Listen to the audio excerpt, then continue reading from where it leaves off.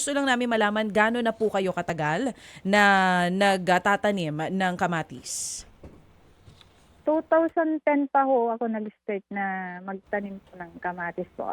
Mhm. So almost 15 years na rin po kayo na nagtatanim ng kamatis. At bago po 'yon, ano po muna yung naging trabaho ninyo? Dati pong magsasaka mga magulang ko po, then after that nung nag-abroad po ako. Pagkatapos kong mag-abroad, ayun po nung dumating ako 2010, bumalik po ako sa farming po. So parehong magulang nyo po, kamatis din po ang itinatanim. Hindi po, hindi po. 2010 lang po kami nag-start na nagtanim ng kamatis. At naipasa po nga nila Bali, ito. farmer po din po. Tabako po noon, saka mga gulay-gulay din. Ganun po. Ilan po ba kayong tabako po at iba pang gulay ang tinatanim ng inyo pong mga magulang? At sa inyo po bang magkakapatid, meron din po bang mga farmer tulad ninyo? Opo, lahat po, farmers po. Oo, iba-ibang gulay po ang itinatanim ninyo magkakapatid. Tatlo kaming magkakapatid na kamatis po. Yung isa po, mais po, at saka palay. At saka mga gulay na sitaw, ganun. Oo, talagang farmer family po Nasa sila. dugo talaga Oo, nila. nasa, talaga, yan ang kanilang tanging kabuhayan. Ikinabubuhay, oo. So, sige, go Sige ahead. po. Ate Vilma, itong hindi lang po dyan sa Ilocos Sur ngayon ang may problema dito sa farm gate price ng kamatis. Magkano po ngayon ang presyohan ng kamatis dyan po sa inyong lugar?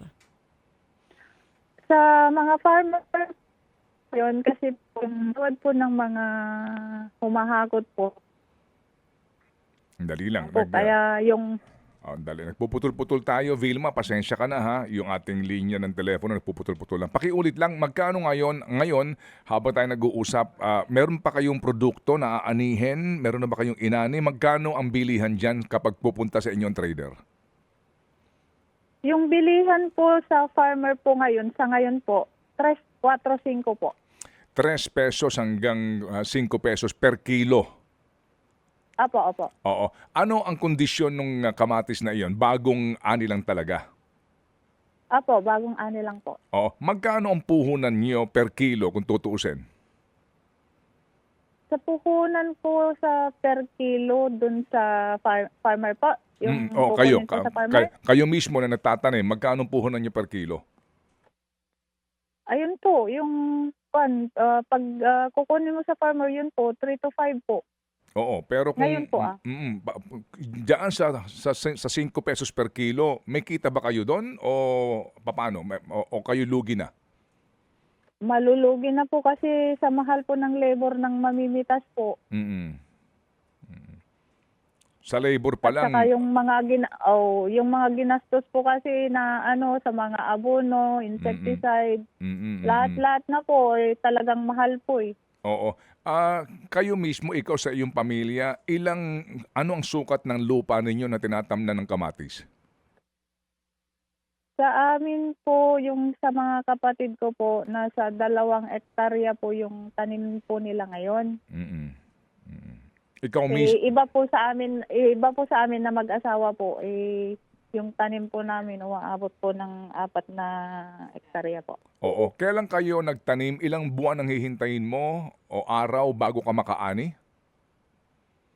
2 months po, yung that date of transplant na po, tapos 2 months na po yung hihintayin mo, makakapitas ka na po ng green. So, ang proseso aabot ng 2 buwan magmula nang kayo magtanim muna ng binhi hanggang sa mag-transplant ka, tapos pag-ani mo, 2 buwan ang hihintayin, no? Hindi po, kasama po sa pagbibinhi po, 3 buwan po. Ganun kahaba yung panahon. At dito nga, kapag kinuwenta-kwenta mo ito, abono, kung meron ka pa ng labor din sa pagtatanim, lahat na ito, magkano ang dapat na kuha sa inyo dyan per kilo ng inyong produkto na meron na kayong kinita, nakabawi na kayo? Magkano dapat? Pag sa lahat-lahat po ng kwenta po, kapag kung sa 10 po, meron na pong matitira kahit konti lang po. So magkano dapat? 10 ho, 10. Dapat at least 10 Yung sa pesos. farm gate. Oo, dapat at Ang least 10. pinakamababa po.